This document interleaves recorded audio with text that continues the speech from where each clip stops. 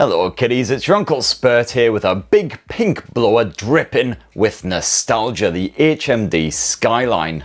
This stylish mid-range mobile will cost you £399 here in the UK, putting it in the direct line of fire of the fresh OnePlus Nord 4, the Nothing Phone 2A and about a gajillion bloody Pocos and Redmis. Its main USP is probably that it looks just like a bloody Lumia phone from back in the day, which frankly, what more do you need? But you can also disassemble and replace and repair bits of this yourself at home, as long as you're not too smashed or cack-handed obviously. So anyway, let's have ourselves a good hard squint at the HMD Skyline, and for more on the latest and greatest tech, please do subscribe and ding that notifications bell. Cheers! Getting some serious pangs of nostalgia unsheathing this pink monster. So what else do you get in that box besides, of course, the phone? Well, the answer is pretty much bugger all. We've got a sort of pinky purpley USB cable, pokey SIM pin, and a cracking bit of product and safety information. Whoa. And that's it, my lovelies. If you want a bit of adapter action or anything like that, you're gonna have to provide one of those yourself.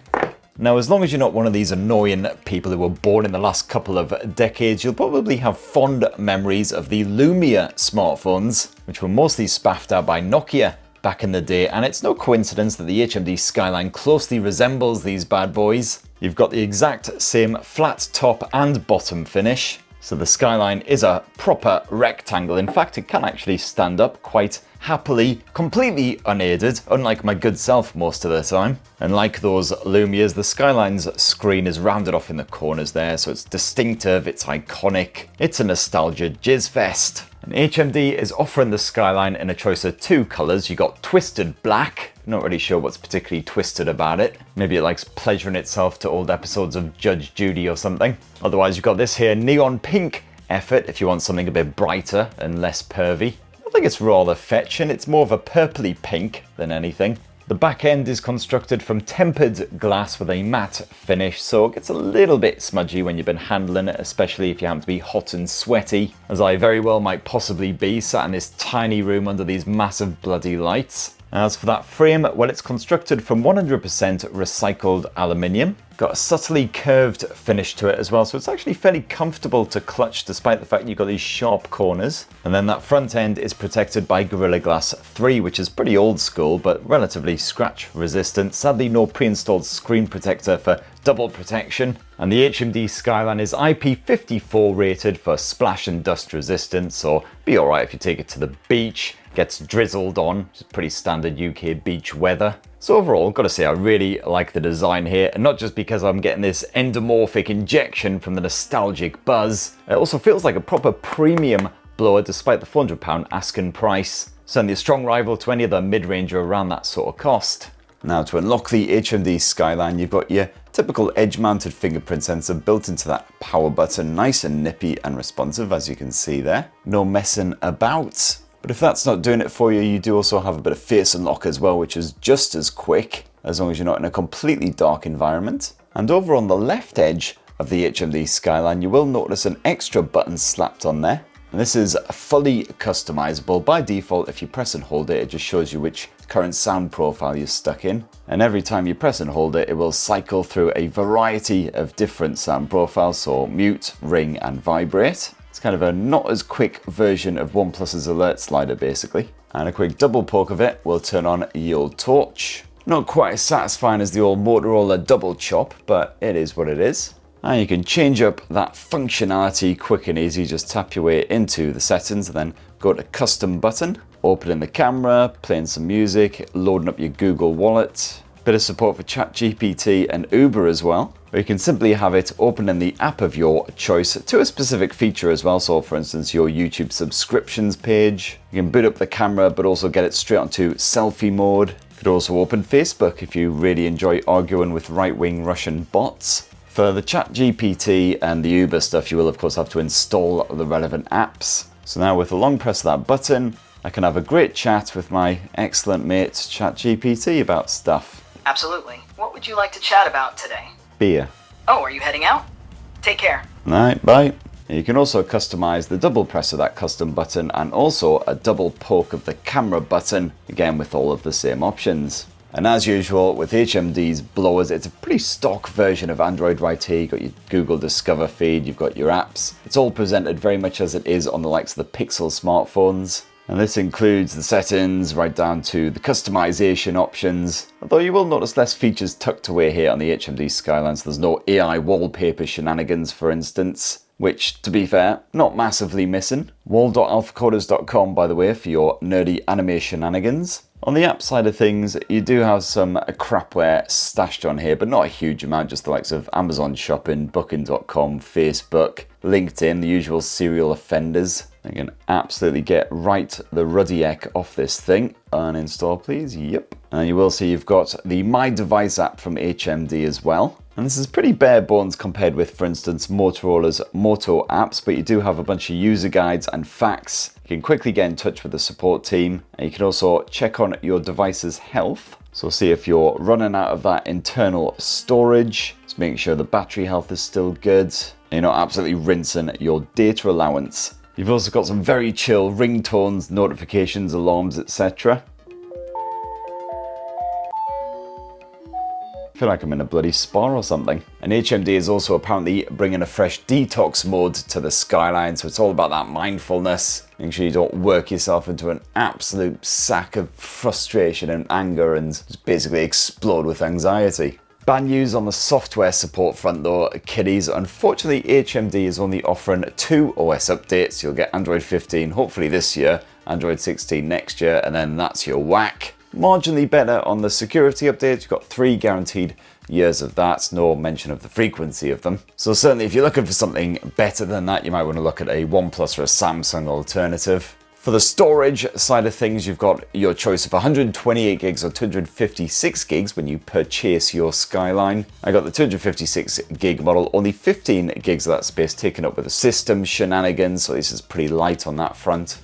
Don't worry if you find yourself running low, because you can actually expand that in the second SIM slot with a micro SD memory card up to half a terabyte in size. Now HMD has slapped a 6.55-inch POLED display onto the Skyline. It's a Full HD Plus panel, so reasonably crisp. Certainly find there was enough fine detail in there when editing photos, just kicking back with movies on Netflix or whatever. Got nice wide viewing angles, respectable contrast, although no HDR capabilities reported by Netflix, at least not just yet. Color output is rather warm in the default settings, but that is fully customizable if you want to cool things down a bit. Got the usual nightlight shenanigans, etc. The refresh rate actually tops off at 144 Hz, rather impressively as well. And it's a reasonably bright panel when you max it out as well to counter any pesky reflections, any glare, etc. And HMD has slapped stereo speakers on the Skyline as well, but do they not suck? Well, it's tested out with this very old video of mine for some reason. Kiddies, my favourite time of the year. That magical season where you can quite openly get shit-faced in public before it's even lunchtime and nobody judges you because, let's face it, everyone in town is half cut. Yeah, the quality is a little bit crackly and distorted when you max out that volume, but certainly the speakers do get pretty loud. You've got a clear stereo definition there. It's not going to blow anyone away, but it's not bad at all for a mid-range setup. Now, the brains of the Skyline is Qualcomm's Snapdragon 7S Gen 2 platform, as previously found stuffed inside of bangers like the Redmi Note 13 Pro 5G, bit of Poco X6 action, there's plenty of other affordable mid-ranges. And it's backed in this big pink bugger by either 8 or 12 gigs of RAM. I've got the 8 gig model. And the everyday performance seems smooth enough. Occasionally a little pause when you're trying to tap your way into an app. I can't quite tell if that's a screen responsiveness issue or if it's just a slight delay as the Skyline's trying to catch up a bit, but I have noticed certainly if the screen is even slightly damp, the responsiveness is completely bollocksed. And the camera processing can be a wee bit on the slow side as well. If you're trying to take lots of shots in quick succession, you'll find that probably by the 4th or 5th, it'll just be like, just hang the f on, alright, I can't cope with this. Gaming on the whole, not too bad. I did try a bit of Genshin Impact action, and I found that as long as you keep it on the lower to medium settings, the game runs fairly fluidly. You still get the odd judder here and there. Certainly if you bump it any higher than the medium settings, you're in for an absolute judder fest. But other games like PUBG, Call of Duty Mobile, all that kind of stuff should play absolutely fine on this thing. And while the Skyline did start to get a wee bit toasty after roughly 20-25 minutes of Genshin action, I kept on playing for the best part of an hour, and thankfully the phone didn't seem to heat up any worse than that. Didn't have a complete meltdown or shut itself off or anything.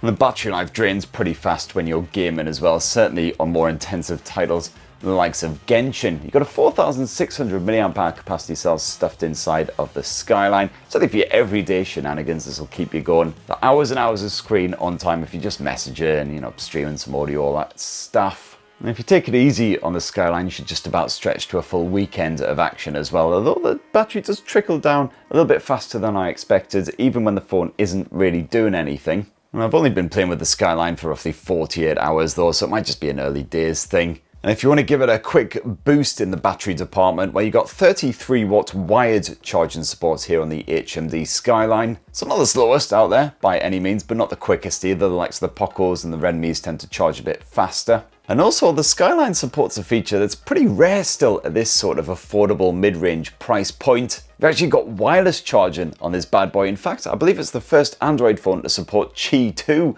wireless charging, but a 15 watt action. And it also supports a tasty bit of reverse wireless charging as well. So if you find your earbuds, your smartwatch or whatever is dying, slap it on the back, and as long as they support wireless charging, they'll power back up again. And if you dive on into that there battery settings, you've got the usual battery saver modes, etc. You also got battery protection modes. This can cap the charge at 80% or make sure that it just trickles up from 80% when you're charging overnight. It just helps to prevent long-term damage. And finally, before we get into the whole repairability side of the HMD Skyline, let's have a squint at the camera tech. And this is a triple lens setup headed up by a 108 megapixel shooter with a 13 meg ultra wide and a 50 meg telephoto lens in backup. And the HMD camera app, fairly straightforward stuff, not too cluttered or complex. Can drag down more camera options at any point like so. You do capture 12 megapixel images by default, but you can shoot it up to 108 megapixel high resolution pictures like so. And I like how you got some pretty handy features in here, like focus peaking for instance. So make sure your subject is definitely what the Skyline is focused on. And of course you've got the usual selection of camera modes, good old portrait mode, night mode, all of the regular stuff and a few other bits tucked away if you want to shoot the moon or the stars or the usual whatever. And a proper pro mode if you want to shoot some raw photos for easy editing on the go, mess around with the white balance, the EV levels, the ISO, etc. But for these test photos I just kept the Skyline in the automatic photo mode, which the majority of people will use. And it's just a small selection of sample shots I snapped in my first couple of days with this bad boy. And a telephoto lens certainly very helpful for getting up close and personal portrait shots with pets, kids, whatever, without having to stuff this massive pink phone right in their faces, which might be slightly distracting. That auto mode certainly struggles in lower light conditions, had some focusing issues as well, but you've got a dedicated night mode if you want to brighten things up. You don't mind slightly bulky colours. For your video type shenanigans, you can shoot Ultra HD 4K footage at 30 frames per second. That is the cap. Otherwise, bump down to Full HD and you can now shoot at 30 or 60 frames per second. And again, perfectly fine for your basic home movies. I wouldn't try shooting too much in lower light conditions, but in good lighting you'll get reasonably crisp detail. The image stabilization's alright. And then last, if we swap around to that selfie cam, you've got a 50 megapixel selfie shooter with autofocus. You can see it's doing a good bit of eye tracking there. And this is pretty good for your everyday selfies. Keeps your face in focus. Of course, you've got the usual smarty pants portrait shenanigans. Although I found the low light results were less than great, and if I turned on the screen flash feature, I basically looked super red, like I just got back from a week in Benidorm or something. And with that selfie cam, you don't have a 4K video option. It is locked at full HD at either 30 or 60 frames per second. The stabilization's not fantastic, as you can see there, so you want to keep your hand as still as possible. You know, it's fine for just doing a quick video chat with the folks back home or whatever. And one of the other USPs of the HMD Skyline, besides the wireless charging and the fact that it looks like an absolute banger of a smartphone from back in the day, is the upgraded repairability. If you watch my video on the old Nokia G22, you'll know that some of HMD's Nokia branded smartphones could be ripped apart and have bits replaced at home by your good self. As long as you've got a steady hand and decent eyesight to deal with all those teeny screws, of course. Well, HMD have once again paired up with those lovely chaps at iFixit to allow you to replace any bits of your blower that conk out, including the screen, the battery. You can order what you need via iFixit, and they've got all the various guides on here as well, explaining precisely what you need and running you through all of the various steps with lots of pictures, thank God. Now, HMD reckons that repairing this bad boy yourself at home is easier than ever, and I am of course a tech genius, so just to make it a bit more challenging, I'm going to smash a few of these first. Cheers! Right, where's my screwdriver? Alrighty, so now to separate the back cover from the rest of the Skyline, you've got a single Torx screw on that bottom edge. So let's see if we can find the right screwdriver for that. A bit of T3 action, that's the bugger. Now just got to give this a bit of a twist counterclockwise. And there we go, the bottom just peels away. Now he's got to get stuck right in there.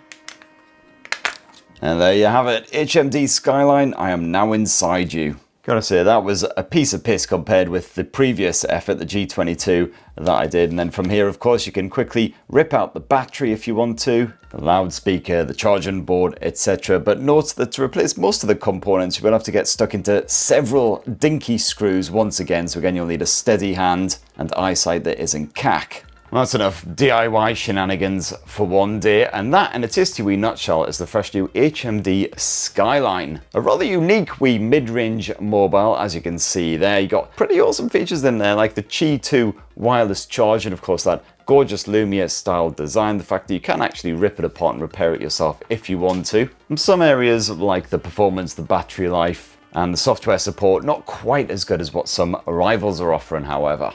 So it'd be great to hear what your thoughts are on the HMD Skyline. Please do smash those down below. Please do poke, subscribe, and ding that notifications bell and all the other YouTube bollocks as well. If you want to, you know, not forcing your hand or anything. And make sure you have yourself a wonderful rest of the week. Cheers, everyone. Love you.